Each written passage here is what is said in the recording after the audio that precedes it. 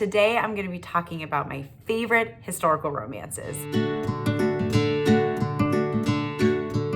Hi guys, welcome back to my channel. My name is Andy. I hope you're doing really well. I'm thrilled because today I'm talking about some of my favorite books in the historical romance genre. Now, you might not know this, but maybe you do.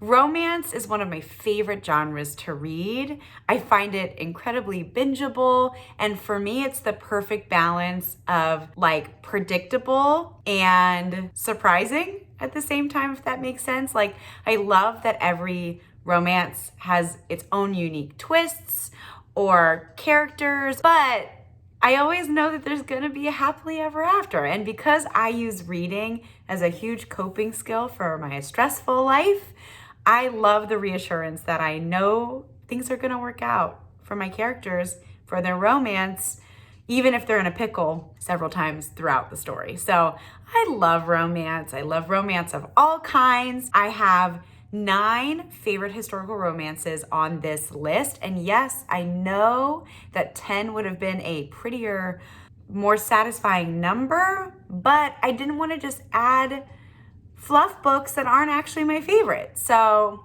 I'm gonna stick to 9. These are in no particular order. They are just each my favorite for different reasons, and I'm really excited to share them with you. All right, to the books. The first favorite historical romance that I want to and have to talk about on this list is, of course, Outlander. No one here is surprised. I love that series. I love that show. It has a really, really special place in my heart. I mean, I don't think I need to explain the premise because, like, who doesn't know or who hasn't heard of Outlander? But just in case some of you haven't, Outlander is a series that follows our main character, Claire, who is a World War II nurse, and she mysteriously finds herself placed back into 1743 Scotland, and kind of as she gets there, she is thrust into shenanigans and adventure and chaos, where she meets the rugged and handsome and amazingly wonderful James Alexander Malcolm Mackenzie Fraser. Their romance blossoms from there. It is a long series. There are 9 books out. I've read 8 of the 9. They're all amazing. I actually think that the 3rd and 4th books, which are Voyager and Drums of Autumn, I think, those are actually my favorites of the series, which I think is an unpopular opinion. I think a lot of people find those books are like too meandering and a little too long. But man, those books to me feel like a warm hug. So like the more, the merrier. I loved them. So anyways, it is a long, huge, massive historical romance series. If you're feeling nervous about the commitment to all of those books, I would say 1, try the audiobooks because they are superior in my opinion. Or 2, just watch the show because it's an excellent adaptation from the books. Number 2, speaking of Outlander, which was the first one I named, this next book I stumbled upon because I was looking for recommendations connected to Outlander. And so I stumbled upon this one, and that is What the Wind Knows by Amy Harmon. And it absolutely is very reminiscent of the general plotline of Outlander, where this woman in Scotland gets sent back into the past. It ends up being its own unique thing completely with different messaging. It's definitely much more PG. Outlander can be pretty steamy and romantic.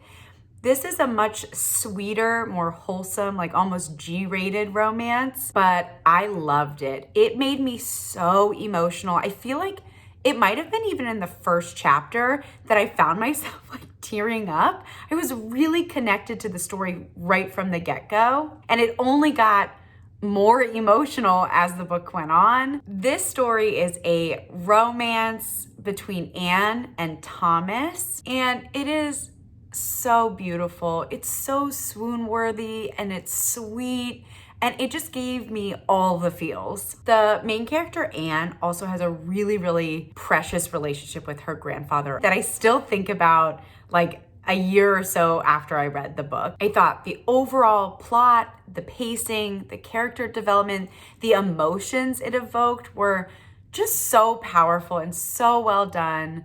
It is really, truly such a beautiful love story, and I cannot recommend it enough. The audiobook narrator also, I remember being really, really good.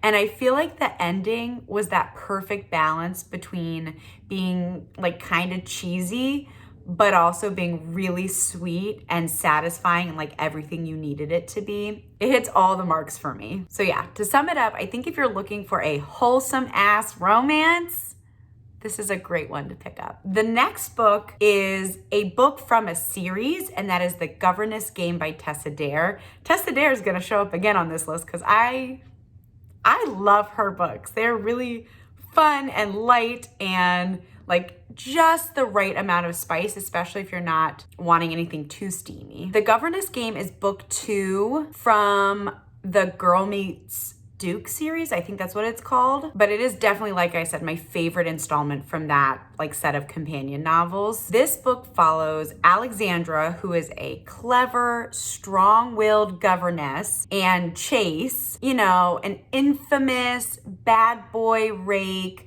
who has sworn off commitment for forever. Chase sort of reluctantly cares for these two little girls who I think he's related to, but maybe not. And through circumstances, Alex or Alexandra becomes his governess to help take care of these two little girls. And you know, tension and romance ensues. This book in particular was just the perfect combination of being funny and sweet and a little bit spicy. And I do think that the two little girls in this book added such an element of charm and like, I don't know, they were just so sweet, and they were both really quirky and like kind of had dark senses of humor. And I feel like I remember enjoying watching Chase's relationship develop with the two little girls.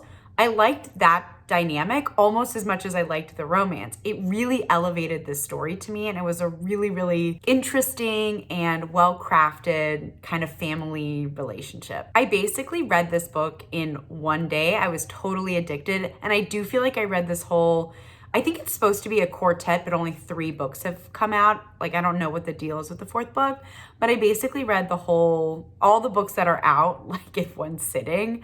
I loved it so, so, so much. Okay, I said Tessa Dare was gonna be on here more than once, so I figure let me just put her back to back. And the other Tessa Dare book that I really, really, really love is A Week to Be Wicked. And this is, I also think, book 2 in the Spindle Cove series, maybe? I've not read all of the books in that series.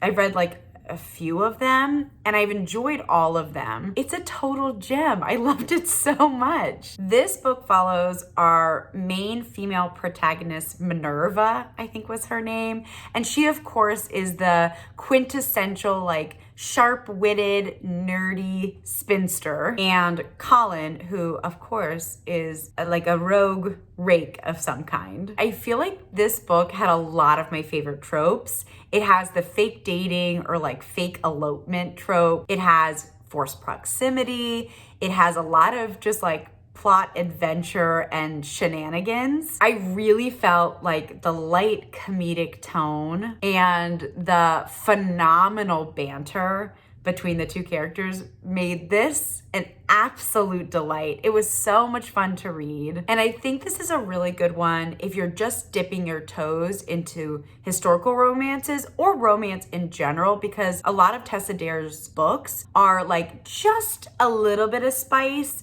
like not anything too graphic or too explicit, but like just enough that it's still really fun. The next book I'm gonna talk about on this list is her Wicked Marquess? Marquis? I don't know how you'd say that, but it's by Stacy Reid. And this is from Stacy Reid's series. I think it's called the Sinful Wallflowers series. This book follows Marianne and Nicholas. And Marianne is a spinster, of course. Like, can you tell I love a spinster protagonist? What does that say about me, I wonder? And a marquis, or whatever. A little change of pace for me. It's a different oh my God, what are they called? A different peerage or whatever that's called. Not a duke, is what I'm trying to say. I veered out of my lane because I'm reading this book about not a duke. Anyways, Marianne inserts herself into this scandal as a way to get her out of this terrible engagement, and Nicholas goes along with it for his own reasons. This is a kind of friends to lovers romance, and it's paced really, really, really well, and it has just the right amount of angst. I especially appreciated that the tension and the angst throughout this book is because of external forces and stressors, and it's not happening or coming from a place of miscommunication. There's like real stuff going on that's like causing all this drama and tension. And the steamy scenes are excellent. Next, I want to talk about probably the only dark historical on this list, and that is Sea of Ruin by Pam Godwin. And I recently reread this one this year and liked it even more the second time around. And this one follows Bennett Sharp, who is a, strong-willed lady pirate captain. And it's kind of like her life and her romantic relationships and all the trials and tribulations that come with the drama of being on the sea and dealing with all pirating nonsense. I will say the first quarter of this book is mostly the backstory around Bennett, like her life growing up. A lot of dark shit happens. There's a lot of on-page violence. There's a lot of sexual violence in this book. So I would definitely look up all the content warnings if that's something you're mindful of as you choose books to read. But man, I loved this book. It's sort of a love triangle, but it's also not. And so the end I think is really fun. I thought there's such good chemistry between the characters. I felt really satisfied with like how some of the conflicts are resolved throughout. And yeah, I don't typically like dark romances, but man, this one really, really worked for me. I think it was probably the pirate setting. I love a pirate book. And so if you're in the market for something steamy, like extra steamy and pirates, this is definitely a good one to pick up. The next book or kind of series I want to mention is the Ravenels series by Lisa Kleypas. The first book is Cold Hearted Rake. It's actually not my favorite book in this series. I think if I had to pick my favorites from that series, I think there's 7 books. I would say Marrying Winterbone, which I think is the second one, and then like the 5th one, it's called Chasing Cassandra. Those are probably my 2 favorite ones. And although some of the books I ended up just giving like 3 or 3.5 stars, as a whole series, I loved it so much. The characters felt so personal to me. I felt like I knew each and every one of them. I loved spending time with the family. I loved all the cameos of each couple throughout all of the books. If you like Bridgerton even a little bit, this is such a good, is it better? Maybe.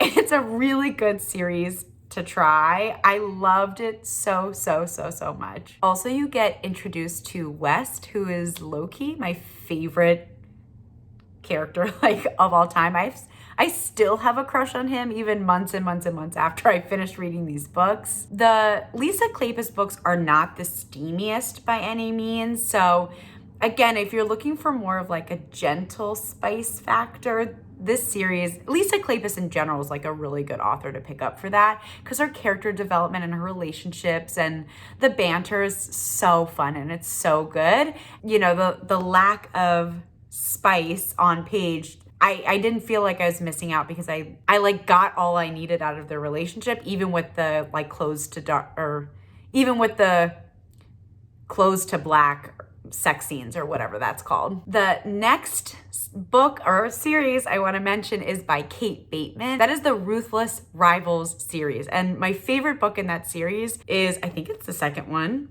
is A Daring Pursuit. I actually think Kate Bateman might be one of my favorite historical romance authors.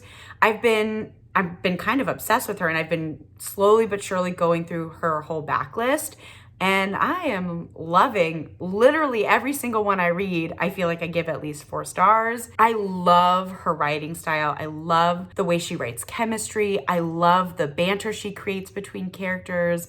I love how unique each like pairing feels from book to book. She's so good. I really, really can't recommend her books enough. Anyways, this series, the Ruthless Ravenels series, follows these 2 feuding families, the Montgomerys and the Davies. And of course, because of all this tension and fighting, you know, romance blossoms. In a daring pursuit, we are following Karis and, oh my God, I'm forgetting their name, and Tristan. They're basically becoming enemies with benefits. Like they are childhood enemies to adult lovers. And I'm learning that that is a trope I love. I think it is so much fun to have like years and years and years of conflict and tension like brewing. And then of course, you know, underneath all that hate is really love. And yeah, this book in particular, but this series is like one of the best things that I've read in a long time. Karis and Tristan in this one have such good chemistry. And because they've known each other for so long, they really know how to push each other's buttons.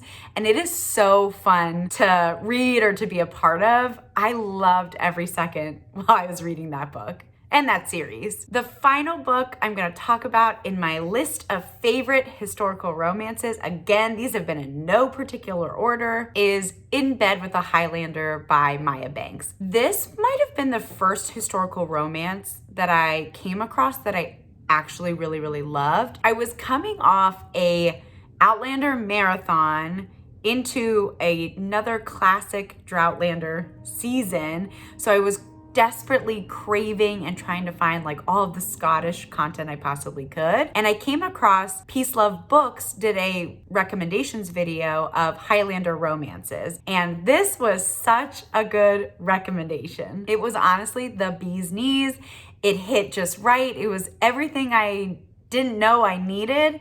And it really stirred my curiosity and my, in the end, love of historical romances. In the Bed with a Highlander is part of her McCabe trilogy. And so each book follows one of the McCabe brothers, I think. And so this first one is following Ewan, and I think the girl's name, Marin or Miriam? Marin. I think it was Marin. And Ewan is the eldest of the brothers in the McCabe clan. And he falls in love with this mysterious woman. This one had some really steamy scenes in it, and I loved it. It was so good. Marin, I remember her being like really brave and strong, but like a little naive. She was really likable, and her character felt pretty balanced, I guess. And you know, Ewan, he was strong and brooding and just like very Scottish in all the best ways. I also remember loving the side characters and being really invested in their storylines and lives. The only problem I had that still sticks with me to this day, a few years after I read these, was I do remember there being a lot of really like stereotypical gender role stuff. So I think if that bothers you, I don't know if this series is going to be for you, but there's still so much good. There's so much fun and chemistry and spice. And if you like the Highland setting, I think Maya Banks is a really good author to read, but this series in particular is so good. I feel like each one I gave 4.5 or 5 stars. I loved it so much. All right, so those are my 9 current favorite historical romance books or series / kind of authors that I've come across in the last few years. I hope from this video, maybe you felt some validation, like, yes, I loved that book too. Maybe there was something new and you're like, maybe I'll pick that up. Maybe something I love you really hated and totally disagree with. If you had any of those reactions, I would love to know. Leave those comments down below. If you'd like to like and subscribe because you want to hang out and get more content from me, you should do that. And if you don't want to, that's okay. If you're just here passing through, it's nice to see you. It's nice to have you. Hopefully we'll see you next time. I'm thinking of doing more of these romance favorites videos because, like I said, I read a lot of romance. And so keep an eye out for a top list of contemporary romances, fantasy romances, maybe something more. I don't know. You'll have to wait and see. Anyways, that's all I got for you today. I hope you have a wonderful rest of your day or evening or morning, wherever you are in the world. And I will see you in the next one. Bye.